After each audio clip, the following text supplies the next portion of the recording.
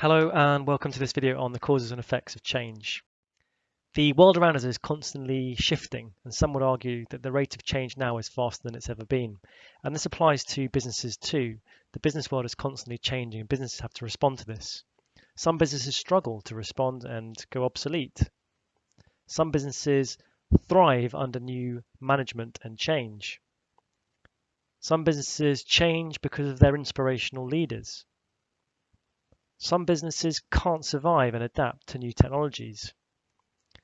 Some businesses revolutionize the ways in which information is shared, and some businesses revolutionize the way in which people buy products. Some businesses disrupt and change entire marketplaces, and occasionally there are changes in the political environment that affect how businesses can operate. And a word here from Richard, that every success story to do with business is a tale of constant adaptation, revision, and change. A company that stands still will soon be forgotten. And a lot of what we've looked at in theme 3 so far has been about businesses changing. We've looked at objectives and strategy. So if businesses change their strategy to achieve their objectives, this will involve change. If businesses grow, then this inevitably will involve change to the business. When we looked at decision-making techniques, we're really assessing new products, new projects, new investments to do with change. Corporate culture evolving over time or suddenly changing, again relates to change, and so does competitiveness. How do businesses respond to the competitive environment in which they are in? How do they improve competitiveness by changing? So this is a recurring theme in what we've looked at so far. So we're going to be looking at managing change here. So change creates opportunities and threats for businesses. Change shouldn't be seen as just bad, but it must be managed carefully to ensure a business maintains or it increases its competitiveness. Managing change is the process or the combination of activities involved in planning for, implementing, coordinating, and monitoring the process of change. So in this video, we're going to look at the causes of change, the difference between internal and external causes of change, and 6 typical causes of change. Then we're going to look at the effects of change. What are the typical effects of change on these 4 criteria? So let's start off. 2 types of change, internal and external. Internal forms of change are causes of change that the business is responsible for or can influence. So for example, a new leader or change in strategic direction or a significant investment decision, these would all be changes the business might make of its own accord. Whereas external change is change that is imposed upon the business from outside of its control. For example, competitors' actions or changes in the political environment or changes to the law, changes in society, changes in technology, all those kind of things will be sources or causes of external change. Now, there are 6 typical causes of change that we need to be aware of, and these are the 6. I'm going to go through each 6 and then relate the effects of these types of changes to 4 different categories. And what do we mean by these categories? Well, first of all, competitiveness. If we're trying to measure the effect on competitiveness, we're thinking about what's going to be the impact on sales, on price, on market share, on ability to have a unique selling point, perhaps even unit cost, which has a strong link to price and competitiveness. We're then going to think about the effects on productivity. So here we're talking about output per worker or output per machine. We're talking at the nature of inputs versus outputs, perhaps the way in which production takes place. Then we have to think about what might be the effect of this type of change on financial performance. We're again thinking about profits and profitability. We're thinking about statement of financial position and liquidity. We're importantly thinking about shareholder value overall. And then finally, what might be the effect on stakeholders, employees, customers, governments, suppliers, the local community, anyone with an interest, a vested interest in the activities of the business. Let's start off with our first cause of change, which is organizational size. So businesses can both grow and contract depending on their objectives. Commonly, businesses want to grow, and that growth may involve change. For example, they may grow through new product development or through diversification, Businesses might grow through mergers and takeovers, and inevitably this would lead to change within the business.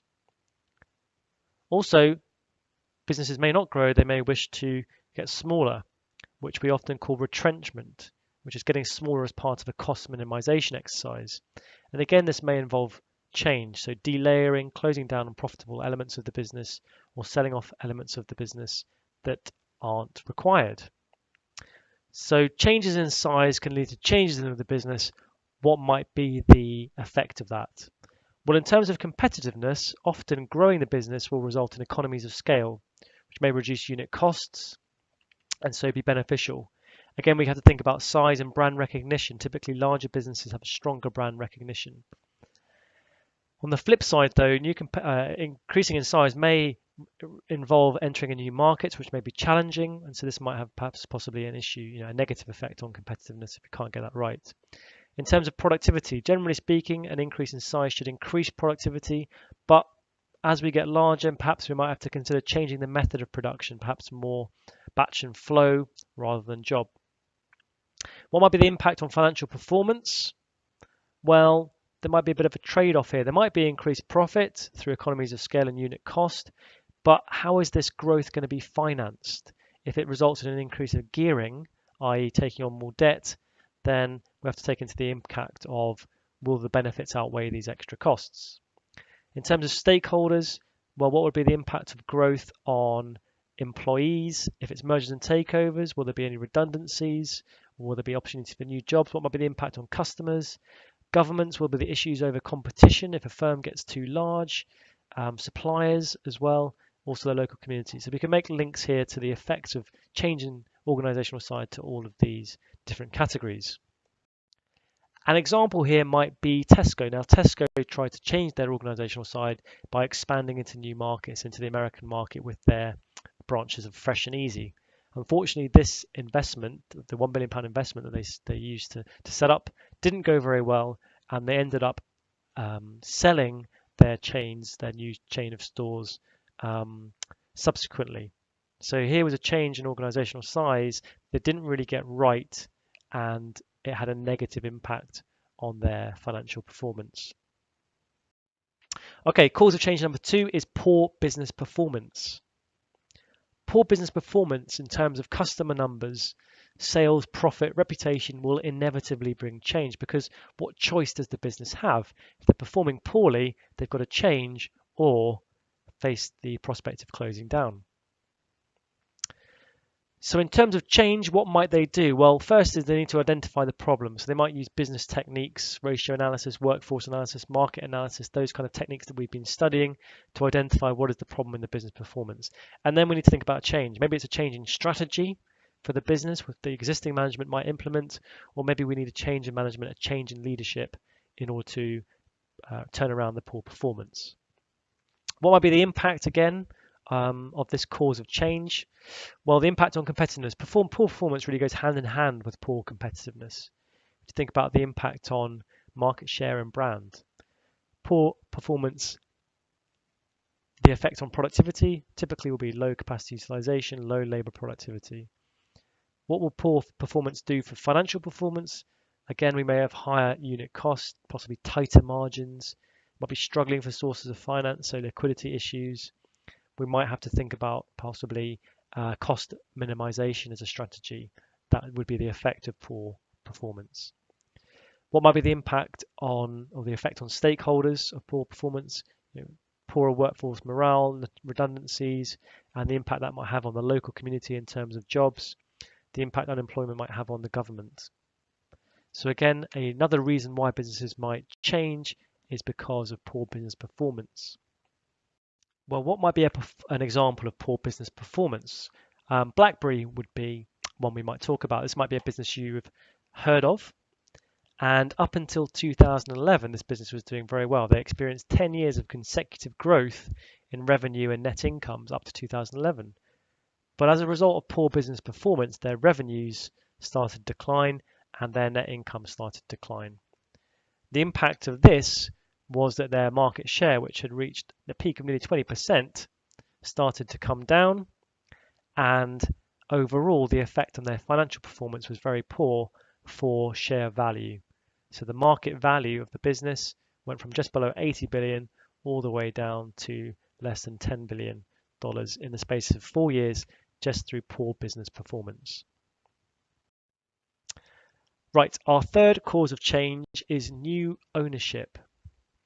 So this could be internal. So we're talking about a new legal status for the business. So the growth from sole trader to limited, private limited company selling shares, and then to public limited company, maybe having a share selling to the wider public, which brings in new ownership.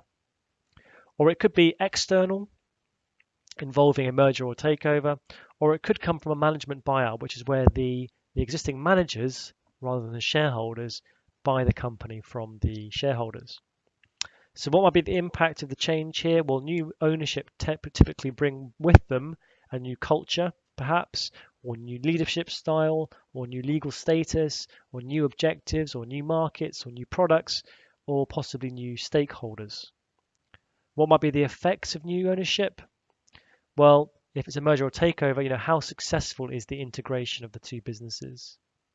If they get it right in the long term, then there may be economies of scale.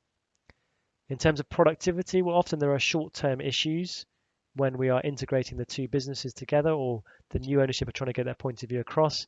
But in the long term, we may see improvement in productivity as those new measures take hold. In terms of financial performance, again, short-term, long-term. In the short term, how are we going to fund the acquisition if there is a merger or a takeover? Where is the money going to come from? Will it have a negative effect on finances in the short term? In the longer term, if we benefit from economies of scale, then there might be improvements to profitability. Again, the stakeholders, we think about the employees. Might there be a culture clash, redundancies potentially? How will the employees react? How will the government react if there is a larger business or there is new ownership? Government are often concerned about competition. They're often concerned about are the people who are buying the company fit and proper people? What would be the customer reaction to any new ownership? So a good example here would be Sheikh Mansour buying Manchester City. He transformed that business, if you like, from a fairly national, regional company into a global, international brand. Think about the impact on merchandising. Think about the impact on the workforce. Completely transformed the playing squad and the management of the business. A much larger scale, new facilities, all that kind of stuff. So here's a good example of how new ownership have really caused a significant amount of change for a business. Okay, cause of change number 4 is transformational leadership. So if a new chief executive officer or leadership team arrive at the business, they may come with their own vision, their own objectives, and change the business through new ideas, a new strategic direction, changing the culture of the business, and this can often be linked to new ownership. What might be the effect? Well, in terms of competitiveness, the new ideas we might link to innovation. They might have experience of markets and so successfully manage the movement into a new market.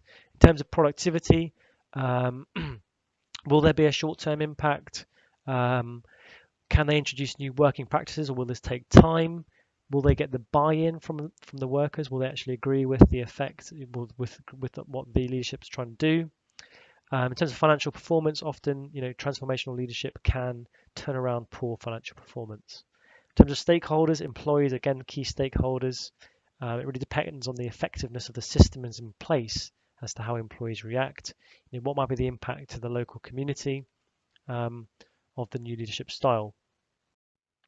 A good example here would be Thomas Cook and Harriet Green. So Thomas Cook were nearly in bankruptcy in around 2012.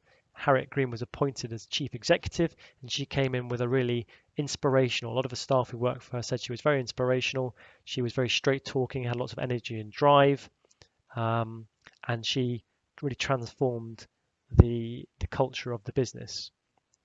And the impact of that, the effect of that was really seen in terms of the share price.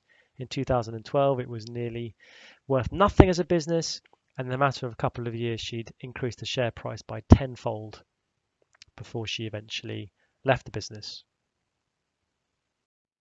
Okay, Our second to last cause of change is one we would call PESTLE, P-E-S-T-L-E, and this is really looking at the external environment, so what's going on outside of the business in terms of P for politics, E for the economy, S for social trends, T for technology, L for the legal environment, and E for the environment, ecological environment. So in terms of politics, what might be changing in terms of government policy, in terms of tax policies, and how might that cause change within the business? How might changes in the economy, so for example, changes in the business cycle, how might that affect changes in the business? Changes in social trends, so demographics or buying trends or fashions, how might that change the business? Changes in technology can often be a very big one and very disruptive. How can new technologies impact the market? Changes in the legal environment, so changes to laws, how can that impact or cause change within a business? And then finally, how can changes in the environment, so climate change, maybe emissions legislation, how might that cause change for a business and how might they react? So again, some of the effects, well, the impact on competitiveness will normally depend on how well a business is placed to respond to this change in the external environment. In terms of productivity, often improved technology leads to better productivity, but if there's changes in the business cycle, then this might lead to maybe spare capacity during a recession. Financial performance, often these things can have an impact on costs in terms of adjusting to new technologies or adjusting to new laws, or perhaps adjusting to new regulations or adjusting to new environmental standards. So often there can be an impact in costs we should be aware of. And then finally, stakeholders might be affected in a number of different ways: the employees, customers, government, local community, and the environment. So an example here would be maybe a change in the political environment, like Brexit. So the impact on Brexit might be felt through the exchange rate, which fell as a result of Brexit, and that would have an impact on imports and exports. It might have an impact on the cost of raw materials they're buying from other countries. They would really feel the effect of something that's gone on in the wider environment, and businesses will thrive if they can deal with that change. Okay, our final cause of change is change within the market. So changes to the market may be imposed from outside, like government's regulations or perhaps scarcity of supplies, or the market may be transformed by an existing competitor or perhaps a new entrant to the market. This links well with Porter's 5 forces. If we use that model to think about the number of customers, the number of suppliers, the level of competition within the market, we can use that to try and analyze what's going on. The effect here on terms of competitiveness, well, in terms of the change to the market, if you're the first mover, then you may have an advantage. If you're not, you may find yourself becoming obsolete. Often, changes to the market come from firms that have developed a unique selling point or something that distinguishes them from the competition. There may be impacts on market share as well. In terms of productivity, how can other firms adapt to new production methods or approaches that maybe a business has changed the market with? What might be the impact on revenue, cost, profit, and margins? Well, it depends really on if the business is being changed by another business or whether the business is doing the change to the market. Finally, the stakeholders here, other competitors, maybe employees, maybe a risk of a talent drain, that other businesses pinch your staff if they're considered a more attractive place to work. Again, there might be impacts because the government might be interested in the level of competition in the market as a result. A good example here would be something like Uber, who have really disrupted the transport market. This chart here shows that in first quarter 2014, taxis accounted for 52% of all trips taken, rental costs 39%, and Uber was just 9%. Only a year later, Uber have quickly changed this marketplace. Rental cars have stayed fairly similar in terms of journeys taken, but the taxi market has been transformed. Taxi journeys much lower now, and Uber a much higher percentage in just a year. So they've come into this market and really changed the nature of it, and the effect has been very keenly felt in terms of competitiveness and market share. So in this video, we've looked at some of the causes of change. We need to be aware of internal and external, and then the 6 typical causes of change for businesses. Now, it will depend from business to business, but we need to be able to describe the effects of change. So what might be the effects of change on competitiveness of a business, productivity, financial performance, and stakeholders of a business? That's it. Thank you very much.